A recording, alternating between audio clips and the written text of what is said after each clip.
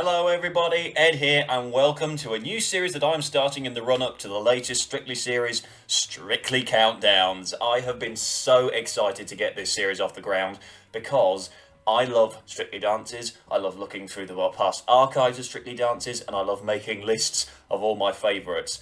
But we're going to be starting this series off on a bit of a low, because I sort of wanted to get the negatives out of the way, because I can be a bit of a Craig at times, as many of you probably have noticed about me. So I am going to get the worst Strictly dances out of the way first. So, welcome to my top 15 worst Strictly dances of all time.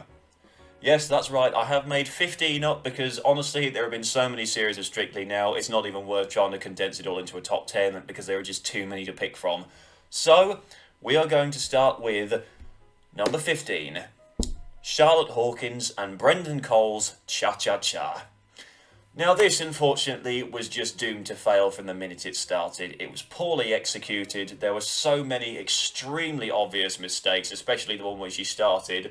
Like, she did the back steps across the floor and she just ended up stumbling all over the place. And the worst part of it all was that awful pot stirrer move at the end. I do not even know why Brendan even tried to attempt that move when Charlotte was an absolute beginner and she was nowhere near ready to even try something like that, and it just went horribly wrong. And the worst part was, it was put even more to shame the following week when Aston and Jeanette did their Trolls routine with the pot stirrer and it went perfectly. I mean, that must have stung really badly for poor Brendan. So, yeah, that is why that has made this list. Unfortunately, I think it will go down in history as one of the worst Cha-Cha-Cha Strictly has ever seen. Number 14. Now, unfortunately, I couldn't find this online, but this is Christopher Parker and Hannah Cartoonan's Rumba. Now, a lot of you might ask, why have I put this on the list when I haven't been able to find a video of it?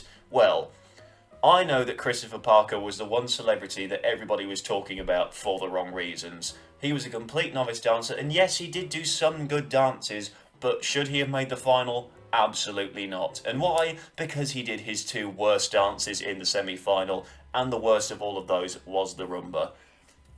Honestly, I have no idea how poor Hannah Cartoonan did not run out of the studio in fury during this partnership. I reckon if she had actually got somebody who had decent dance talent, she would have stayed for more than one series, because she is one of the best professional show dancers in the world. And it is a real shame that she ended up with somebody who was that much of a novice and didn't really go on to improve, and I think a lot of people expected him to.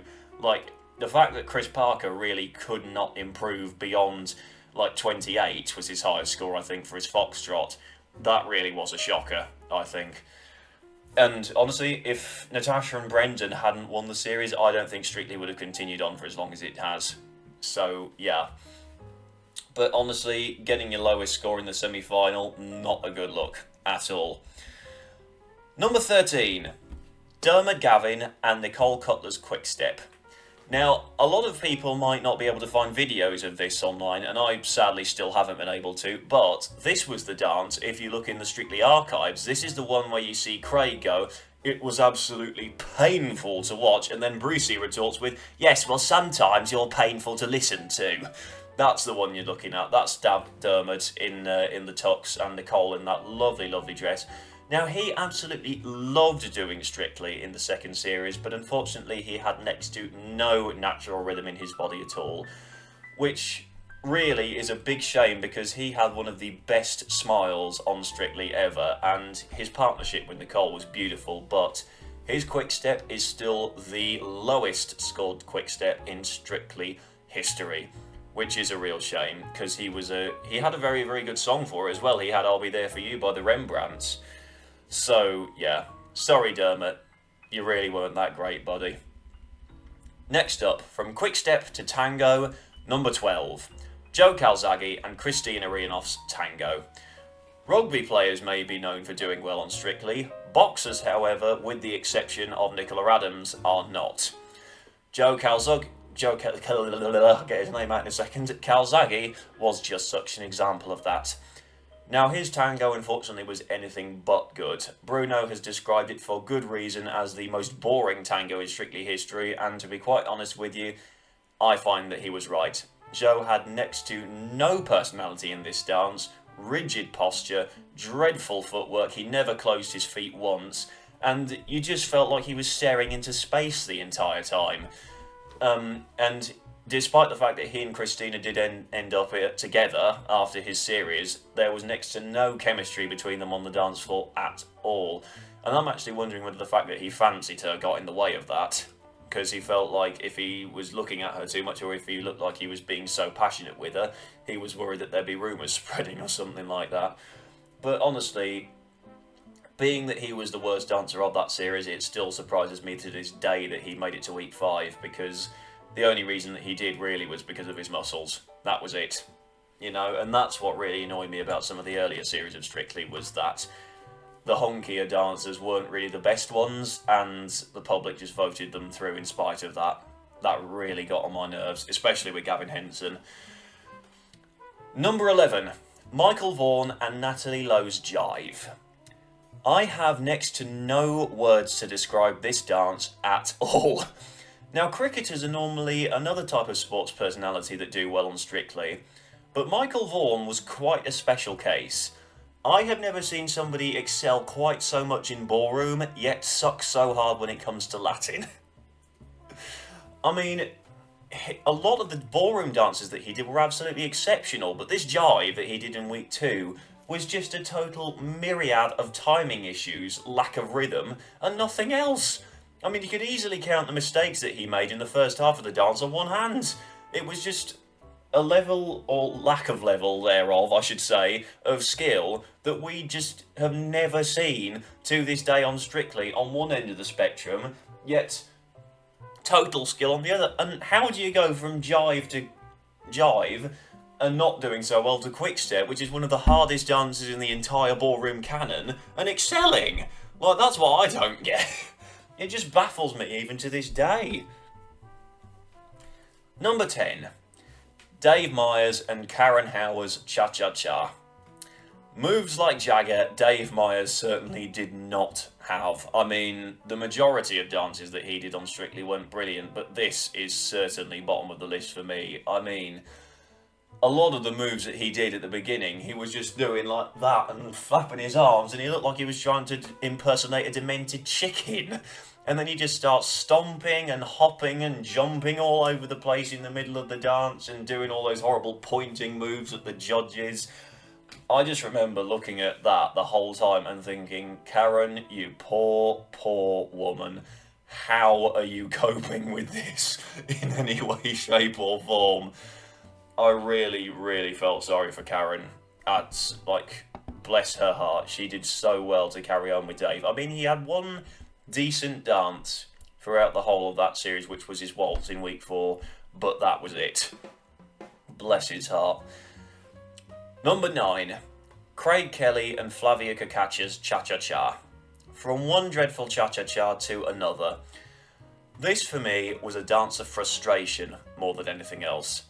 Reason being that Craig Kelly had just knocked out one of the best dancers of the entire series in the previous week. That dancer being Zoe Locker, who was on a consistent level of 30s, had never dropped below 30 for the entire series, and yet the week before Blackpool, he goes through, she ends up with in the dance-off with Ali Bastian, who was the best female dancer of that series this year. And the only reason, really, that I find that Craig got to Blackpool in the first place was because he kept saying, oh, I've got family ties to Blackpool, or I really want to get to Blackpool. That was the only reason he made it that far. As soon as he got there, that was it for the public. They'd had enough of him. Because he essentially did his worst dance in the Tao Ballroom, and that is not the place for worst dances. Like the Cha-Cha-Cha, there was no amount of movement in his body. His hips were jerky or non-existent. He barely even moved when he did a spot turn. He just like pointed to a corner of the room and then just slowly turned around on his foot again to face Flavia. I mean, it was the most painful thing to watch in the Tao Ballroom, knowing that such a good dancer was sacrificed for it. It was awful. It really was. Number 8. Scott Mills and Joanne Clifton's American Smooth. Now, much as I love Millsy, he was easily the worst dancer of the 2014 Strictly series, and for me, this was him at his lowest point.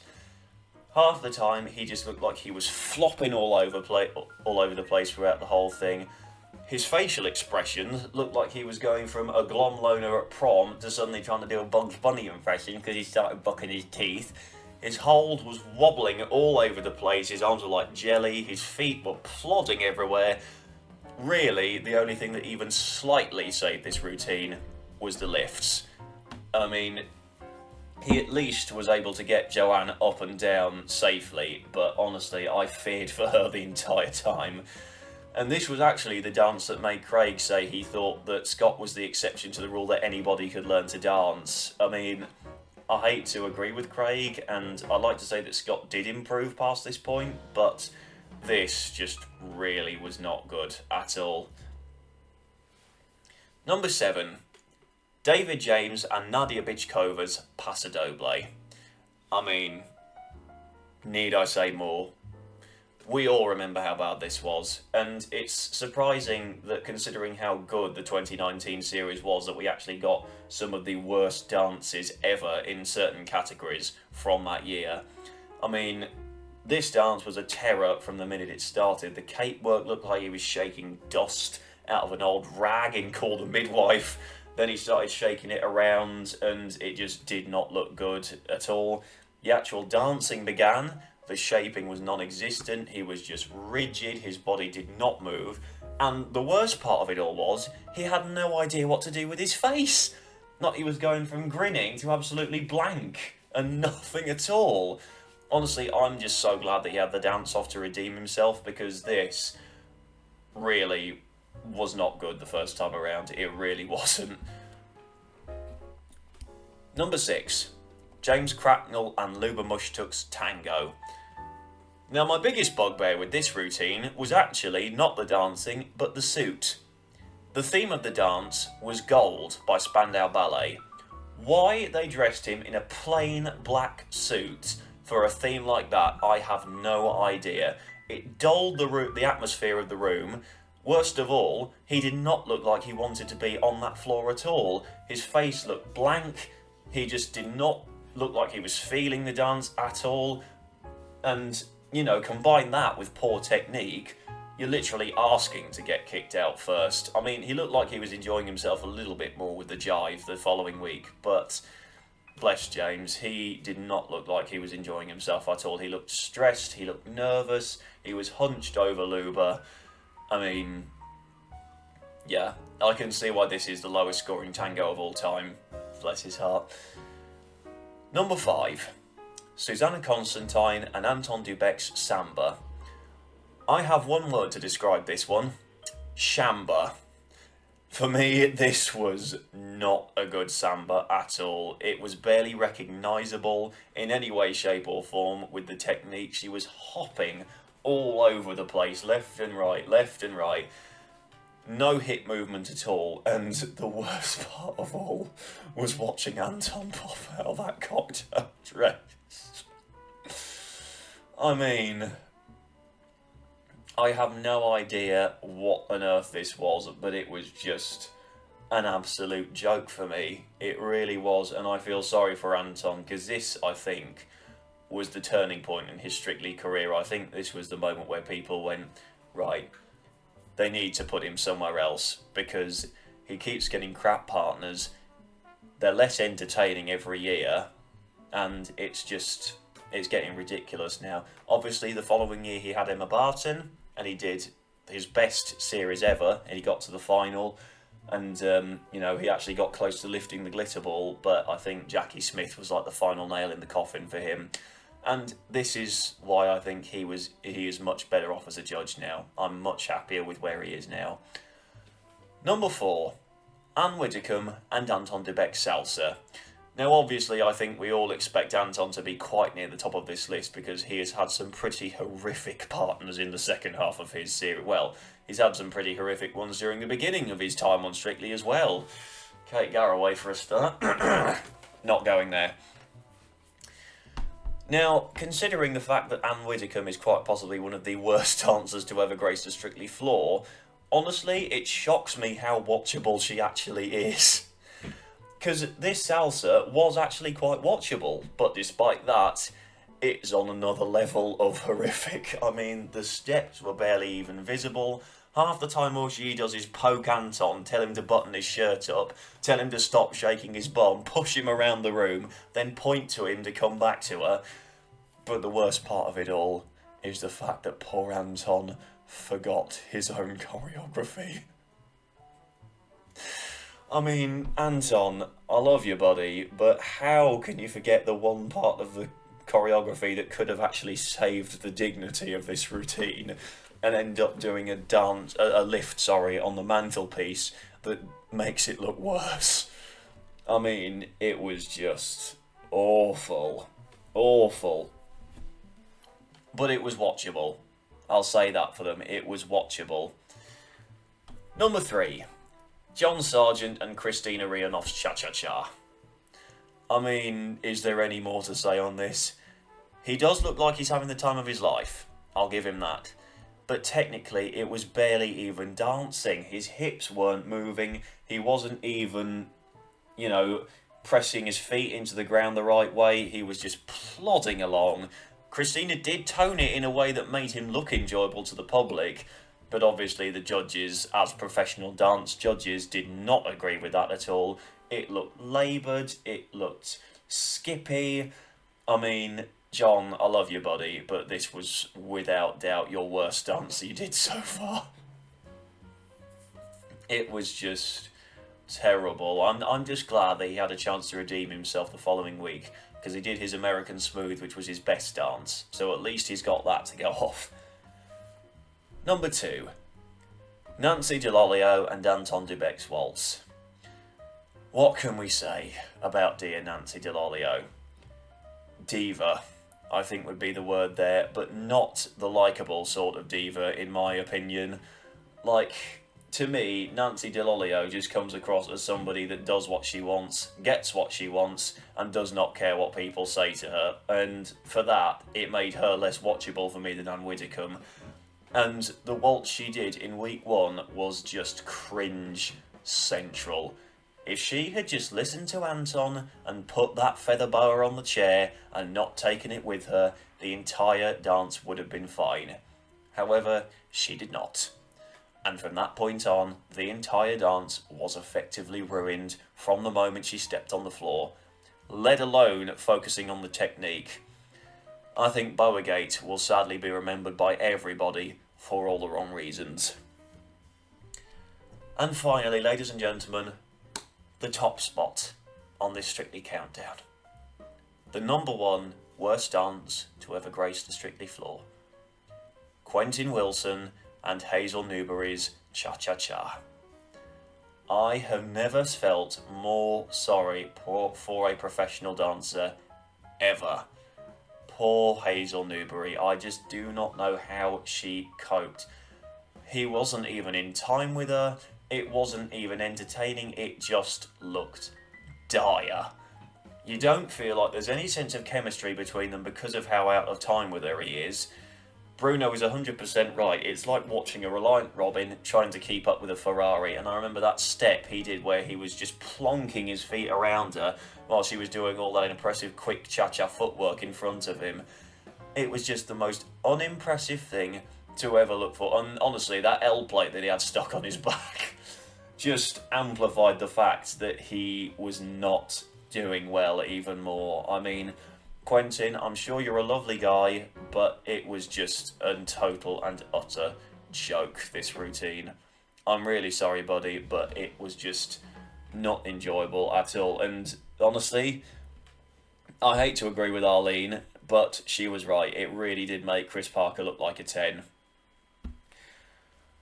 So that is it. That is the 15 worst dances, in my opinion, that have ever graced the Strictly floor. So, ladies and gentlemen, we have got all of those dances out of the way. Now, I'm sure you're wondering why I didn't put a few more of Anne Widdecombe's dances in there.